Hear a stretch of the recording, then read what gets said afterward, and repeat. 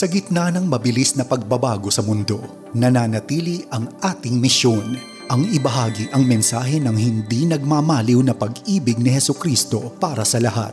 Hatid sa inyo ang pinakabagong kaganapan sa gawain ng Far East Broadcasting Company Philippines. Tampok din ang mga kwento ng totoong buhay na binago ng Diyos. Narito si Dan Andrew Cura sa The President's Report.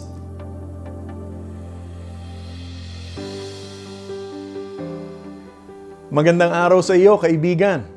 Alam niyo na siguro na inilipat na ng Commission on Election o ang ating COMELEC ang deadline sa pagpaparehistro ng mga botante para sa darating na eleksyon hanggang October 30, 2021. Mahigit na 63 milyong botante o higit sa kalahati ng ating populasyon dito sa Pilipinas ay opisyal nang nakapagparehistro noong pang nakaraang buwan.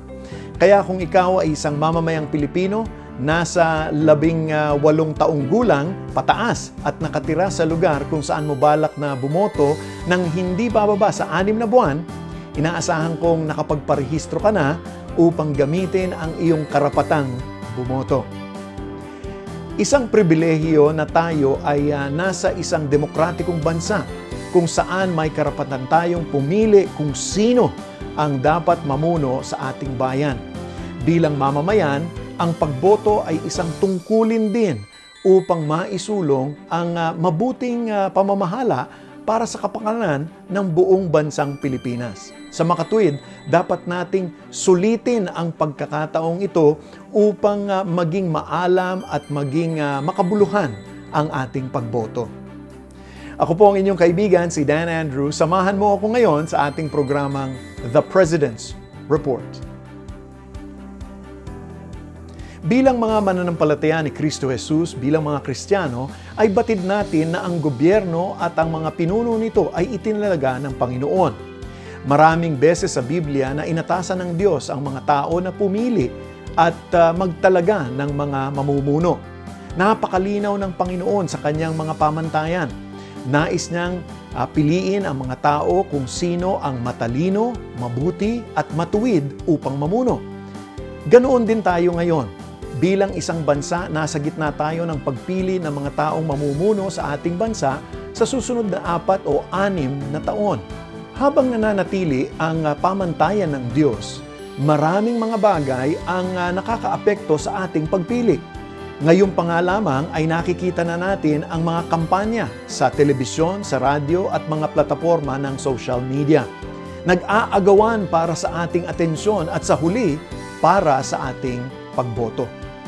Dahil dito, ang Far East Broadcasting Company Philippines ay naglalayong gamitin ang ating mga platforms para sa kaalaman ng mga botante at sa pamamagitan nito ng maaninag na pag-uulat at malinaw na mga prinsipyo mula sa Biblia na siyang gagabay sa ating mga desisyon. Bilang isang non-partisan media organization, ang FEBC Philippines ay hindi nagsusponsor o nag-e-endorso ng sinumang individual o partikular na pangkat sa politika, anuman ang kanilang personal o politikal na paninindigan. Tulad ng anumang usaping pambansa, nagsusumikap kaming dalhin sa inyo ang serbisyo publiko at impormasyon sa pamamagitan ng mga programa tulad na lamang ng Oras na Pilipinas, Tawag ng Karunungan, at mga information campaign sa ating mga social media pages. Nakikipagtulungan tayo sa mga pangkat tulad ng Christian Convergence for Good Governance at PPCRV o Parish Pastoral Council for Responsible Voting upang simulan ang talakayan na nagtuturo sa publiko tungkol sa proseso ng pagboto at nagtataguyod ng isang malinis at maayos na halalan. Pinakamahalaga sa lahat, nilalayo naming palaganapin ang mensahe ng pag-asa habang ipinagkakatiwala natin sa Panginoon ang ating bansa.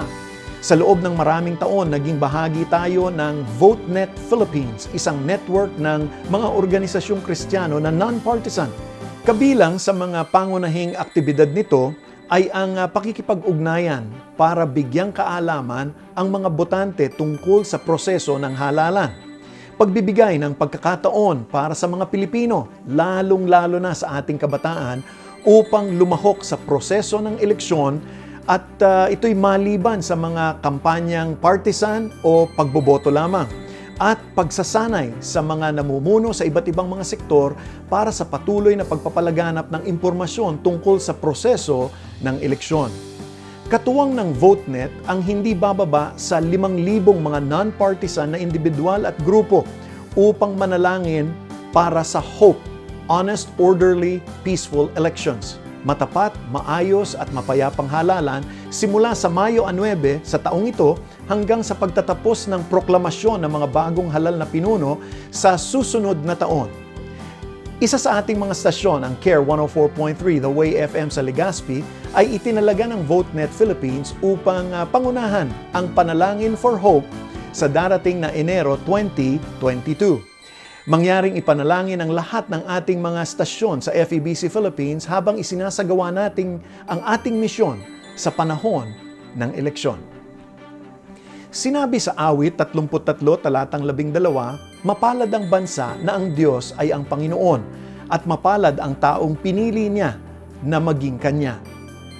Sa nalalapit na halalan, magsama-sama tayo sa panalangin para sa ating bayan. Ipanalangin natin na ang mga kandidato sa halalang darating ay kilalanin ang Diyos sa kanilang hangaring tunay na maglingkod sa ating bansa. Hindi pagsamantalahan ang mga mahihirap, makipagsabwatan sa mga makapangyarihan at nakawan ang ating bayan para sa makasariling hangarin. Dalangin natin na kapag inuna ang bayan, lahat may pakinabang. Sa pagpapasya kung sino ang ating iboboto, taimtim tayong humingi sa Diyos ng karunungan at patnubay. Matutunan nawa nating tumingin hindi sa itsura o kasikatan, ngunit sa karakter, sa track record at sa layunin nila para sa ating bayan. Naway magkaroon tayo ng matapat at maayos, mapayapang halalan na walang karahasan o pandaraya.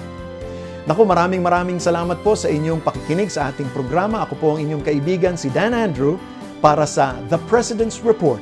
Laging mag-ingat at magpabakuna na. Pagpalain po kayo ng Panginoon at bumoto ng may katalinuhan. Inyong napakinggan ang The President's Report. Para sa karagdagang impormasyon ukol sa Far East Broadcasting Company Philippines o maging kaagapay sa panalangin at iba pang mga paraan, bisitahin ang FEBC website, febc.ph at hanapin ang FEBC Radio sa Facebook. Maraming salamat sa iyong pag-agapay at pagpalain ka ng Panginoon.